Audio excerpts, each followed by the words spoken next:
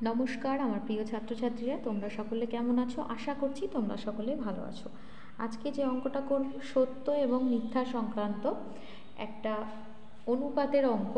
দেখো কি বলা আছে, সত্য অথবা মিথ্যা বলো। যদি 5x - 2y = 2x + 3y = 2:3 হয়, তাহলে x > y হবে। y এটা সত্য না মিথ্যা সেটা দেখাতে হবে। তো প্রথমে যে আমার এই যে অনুপাতটা দেওয়া আছে, সেই অনুপাত থেকে আমি x:y এর মান বের করব। তারপরে যদি দেখি x:y কি অনুপাত হচ্ছে, যদি লঘু অনুপাত হয় তাহলে আনসারটা মিথ্যা হবে, যদি গুরু অনুপাত হয় তাহলে আনসারটা সত্য হবে।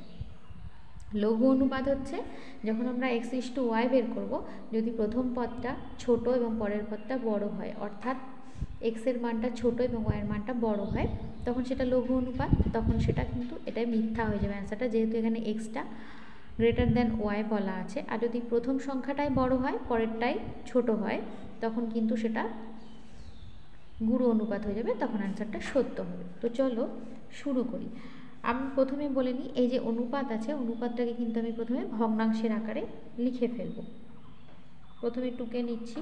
কি দেওয়া আছে? 5x - 2y = দেওয়া আছে 2x + 3y = 2:3, বা অনুপাতটাকে আমি ভগ্নাংশের আকারে লিখছি 5x - 2y / 2x + 3y = 2/3, বা এবার কিন্তু কোনাকুনি বজ্রগুণন হবে, অর্থাৎ 3 × 5 = 15x - 3 × 2 = 6y = 2 × 2 = 4x + 3 × 2 = 6y।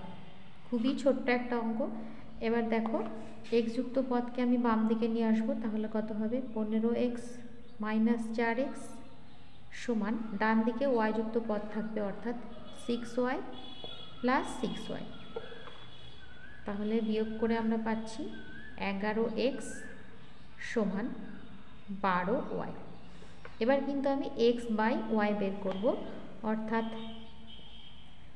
x/y সমান কত হবে? দেখো, y এর সঙ্গে কি গুণ ছিল? 12 ছিল, তাহলে ওপরে 12 হবে, তাহলে বজ্রগুণন করলে আমরা 12y পাবো। আর x এর নিচে x এর সঙ্গে কত গুণ ছিল? 11, তাহলে এখানে নিচে 11 হবে, তাহলে আমরা কোনাকুনি বজ্রগুণন করলে কিন্তু এটা পাবো। তো এইভাবেই কিন্তু এই অংশটা করতে হয়। অথবা আরেকটা সহজ উপায় আছে, এখান থেকে x/y বের করার নিয়ম। অনেকের ক্ষেত্রে অসুবিধা হয়, সেই জন্যই বলছি।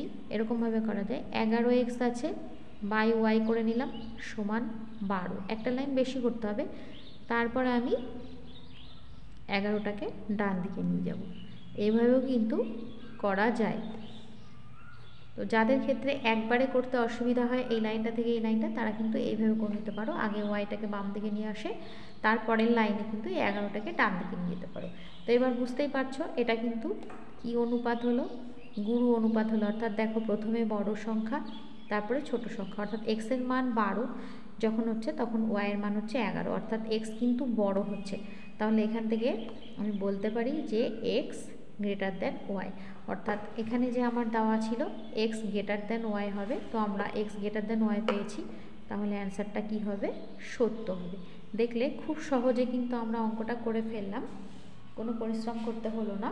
তো এই অঙ্কটা কিন্তু দুভাবে আসতে পারে, x:y সমান কত, এভাবেও আসতে পারে, অথবা x > y সত্য না মিথ্যা, অথবা এরকমভাবেও আসতে পারে x y সত্য না মিথ্যা সেটা দেখাও। তো 3 রকমভাবে কিন্তু অঙ্কটা আসতে পারে। তো কেমন লাগলো ক্লাসটি অবশ্যই কিন্তু কমেন্ট করে জানিও। যদি ভালো লেগে থাকে লাইক শেয়ার করতে ভুলো না। খুব ভালো থেকো, সুস্থ থেকো। নেক্সট ক্লাসে নতুন কোনো অঙ্ক নিয়ে হাজির হব। ধন্যবাদ।